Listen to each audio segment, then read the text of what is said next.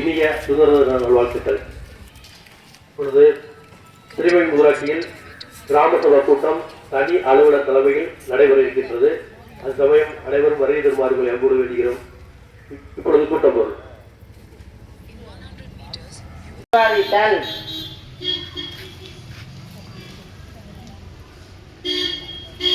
ஆரம்ப இருப்பு 74,93,384, வரவு 44,43,045, செலவு 32. முடிவு பொருள் 1 கிராம நிர்வாகம் மற்றும் பொது நிதி செலவினம் குறித்து விவாதித்தல். அது பட்டது. பொருள் 2 விவாதித்தல். பொருளாதார இயக்கம் திட்டம் குறித்து விவாதித்தல். பொருள் 9 ஊராட்சியில் கால்நடை பராமரிப்பு தமிழ்நாடு உயிரியல் பன்முகத்தன்மை வாரியம் குறித்து விவாதித்தல். பொருள் 12 ஊராட்சி விவாதித்தல். ஊராட்சியாக அறிவிக்க நடவடிக்கை எடுத்து குறித்து விவாதித்தல். பொருள் 18 ஊராட்சி பணி விவாதித்தல். பொருள் 21 ஊராட்சியில் போதைப் பொருள் தேவையை குறிக்கும் நடவடிக்கையை நசா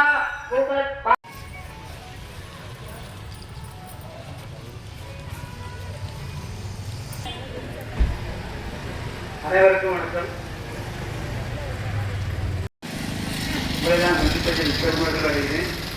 நடராஜன், வட்டார சுகாதார மேற்பார்வையாளர் திருமயம்.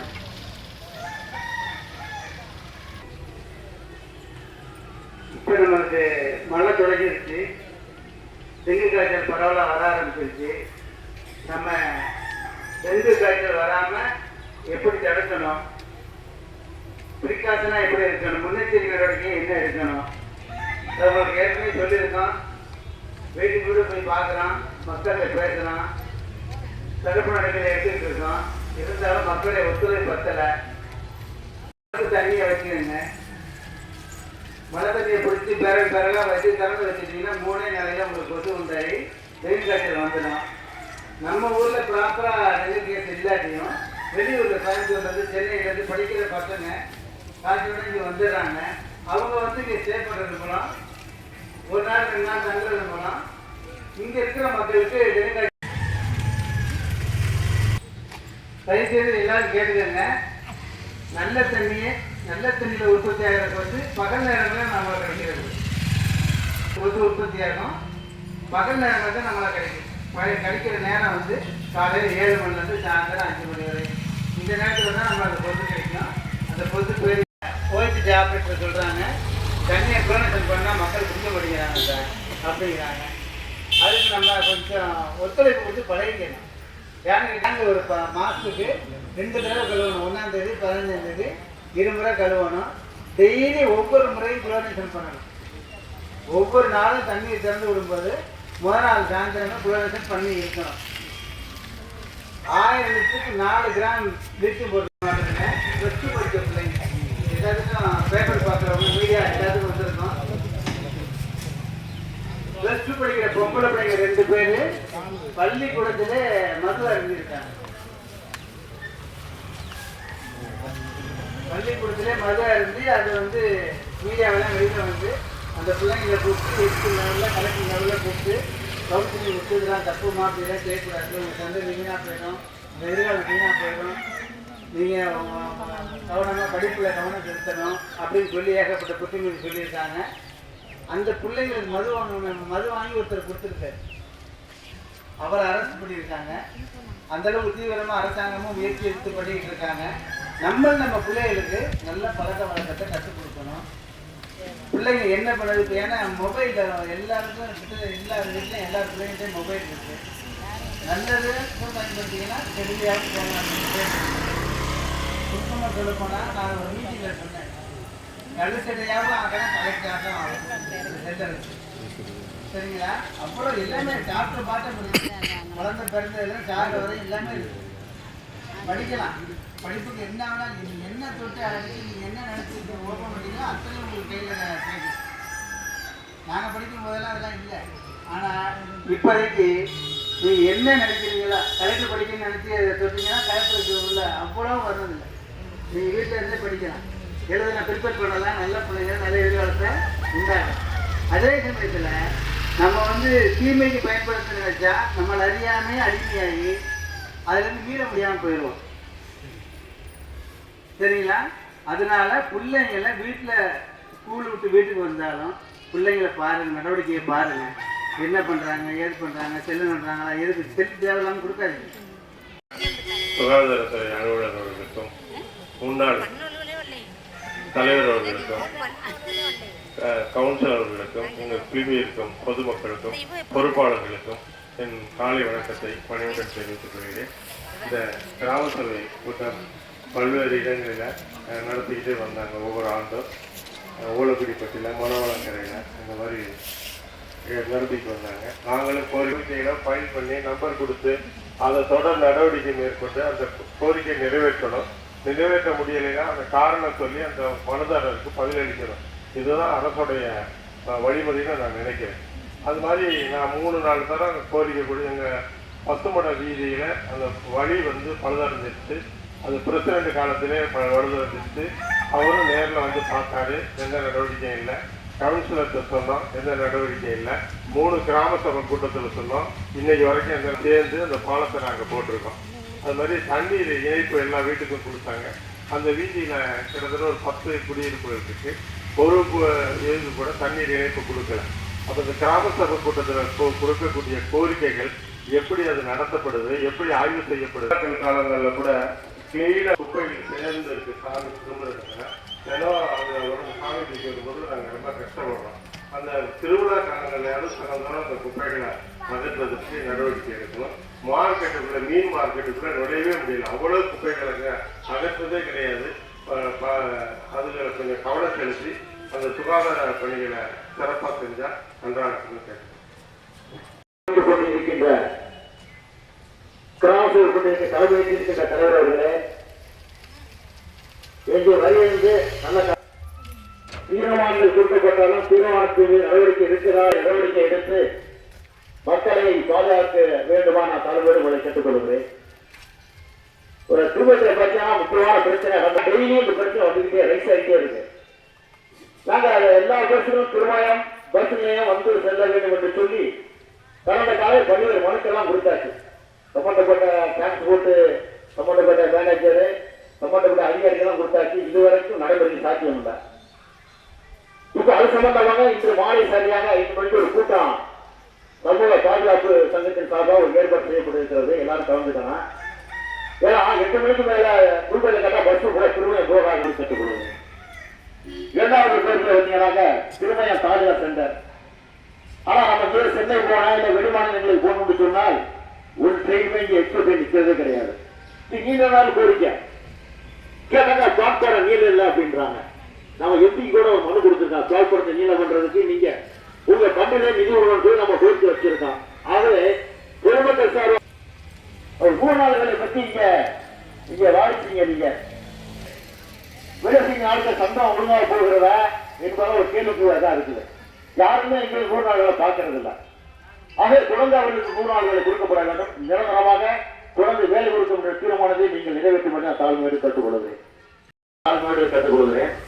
சாக்கடை இப்போ மழைக்காலம் வந்துருச்சு. சாக்கடை எங்க வந்தாலும் சாக்கடை தேங்கி நிற்குது. ஒரு 2 மாசம் 3 மாசம் ஒரு 6 மாசம் சாக்கடை நீங்க அள்ளி ரிமூவ் பண்றதுக்கு ஏற்பாடு பண்ணுங்க. எங்க பாப்பா எல்லாம் 6 மாதம் சாக்கடை அள்ளி இப்ப மழைக்காலம் குறைந்தது, கொசு உற்பத்தி ஆகுது. அதை நீங்க கணக்கில் எடுத்து நான் தாழ்மையோடு கற்றுக்கொள்கிறேன். சுகாதாரம் சம்பந்தமா பேசும்போது சொன்னாங்க, இப்ப மீன் கடையெல்லாம் உண்மைதான் கணக்கில் பார்த்தா மீன் கடை, அப்புறம் தொழில் கடை, எப்படி சுகாதாரம் எப்படி பாதுகாக்க முடியும்? கொசு அடிச்சுனாலும் சந்தேகமா இருக்கு.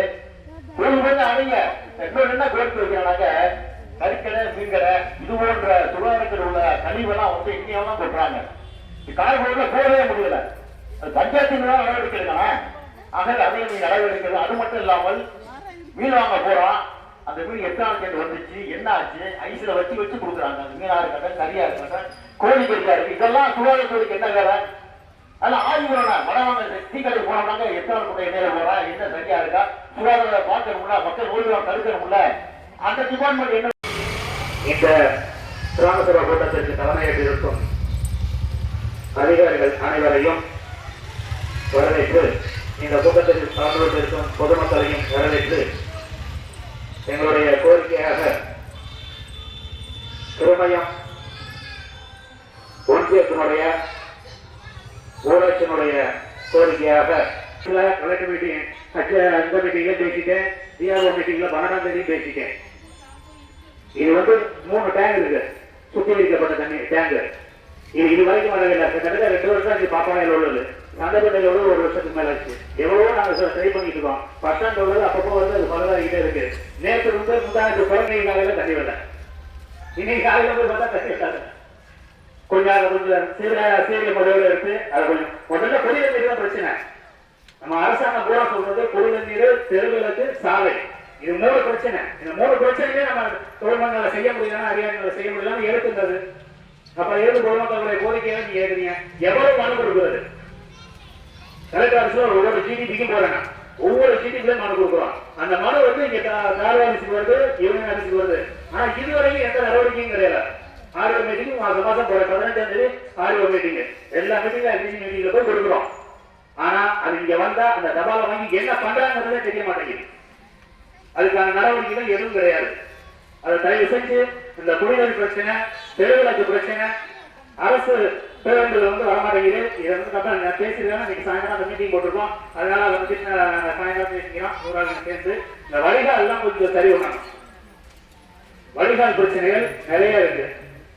அந்த வடிகால் பிரச்சனைகள் கொஞ்சம் எல்லாத்தையும் பார்த்து இந்த கம்மாக்கி போகக்கூடிய வாரிகள் எல்லாத்தையும் கொஞ்சம் சரி பண்ணி கொடுக்குமாறு உங்களை அன்போடு கேட்டுக்கொள்கின்றோம். அது ஃபுல் டிராபிக் ஜாம் இருக்கு. ஒரு வண்டி இன்னொரு வண்டி போக முடியல. 2 சைடும் பார்க்கிங்ல இருக்கு. இதை காவல்துறைக்கும் தெரிவிச்சுக்கிறோம். அதை கொஞ்சம் ஒழுங்கு பண்ணி வண்டி வாசல் பிள்ளைங்க ஸ்கூலுக்கு போறதுக்கு ஏதுவா வழி செஞ்சு கொடுக்கணும்னு கேட்டுக்கிறோம். அது என்னன்னா ஒண்ணு இல்ல, நோ பார்க்கிங் போர்டு போட்டு ஃபைன் அடிங்க. அதுக்கப்புறம் அதுல வண்டி நிப்பாட்ட மாட்டாங்க. நீங்க ஃபைன் போட்டீங்கன்னா காவல்துறையில இருந்து ஃபைன் போட்டீங்கன்னா நிப்பாட்ட மாட்டாங்க. அதை கொஞ்சம் பாருங்க, ஏன்னா ஃபுல் டிராபிக் ஆகுது. அதுக்கு இந்த குப்பை தொட்டி எல்லாம் கொஞ்சம் குப்பையை கீழே கொட்டினாங்கன்னா ஃபுல்லா குப்பையில உள்ள கழிவு பூரா சுகாதார கேடாகும். அதை கொஞ்சம் அந்த குப்பை தொட்டி எல்லா இடத்துலையும் கொஞ்சம் வைக்கிறதுக்கு ஏற்பாடு பண்ணுங்க. வரையில இதை கொஞ்சம் நோட் பண்ணீங்க. அந்த சந்தப்பேட்டையில உள்ள ஆட்டாம்பாறையில இந்த பூங்கா மாதிரி இருக்கு, அதை கொஞ்சம் சுத்தம் பண்ணி அதை பயன்பாட்டுக்கு கொண்டு வந்து கொடுத்தா கொஞ்சம் நல்லா இருக்கும். அடுத்து அந்த வெட்டங்கமாக சுப்பாய கோயில் இருக்கு. அந்த சுப்பாய கோயில் அடிப்படை ஒன்று இருக்கு.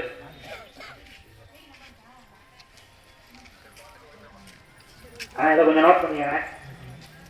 வெட்டியம் பாலசுப்ரமணிய 2000 அடிப்பைப்பு இருக்கு. அது கிட்டத்தட்ட ஒரு 8 மாசம் வேலை செய்யல. அதை கொஞ்சம் சரி பண்ணி கொடுத்தா அந்த கோயிலுக்கு அபிஷேகம் பண்றதுக்கு குடிக்கிறதுக்கு தண்ணி நல்லா இருக்கும். அதை கொஞ்சம் பண்ணி கொடுங்க. அடுத்து இந்த ஈபி பிரச்சனை, நேற்று பூரா 7 மணி நேரம் அந்த கரண்ட் சாயந்தரம் 4 மணிக்கு போனுச்சு. இதை தலைவர் முதல் அடிச்சாரு, எல்லாருமே போன் அடிக்கிறாங்க. ஆனா போனுக்கு எந்த ஒரு மரியாதையும் கிடையாது. ஈஓ இருக்கட்டும், லைன்மேன் இருக்கட்டும், யாரா இருக்கட்டும், 7 மணி நேரம் ஒரு கிராமத்துல கரண்ட் கட்டாதுன்னா ஹாஸ்பிட்டல் இருக்கு, சமயபுரம் இருக்கு. நேற்று பூரா பாயாத்திர பக்தர்கள் எல்லாம் போறாங்க. கரண்ட் இல்லாம ரொம்ப சிரமப்படுறாங்க. இத இந்த லைட் ஒரு 10 நாளா ரொம்ப பிரச்சனையா இருக்கு. கிட்டத்தட்ட 2 மணி நேரம் 3 மணி நேரம் போட்டுறாங்க. இதை கொஞ்சம் அந்த யூனியன்ல சொல்லி நிர்வாகத்தின் சார்பாக கேட்கணும்னு கேட்டுக்கிறோம்.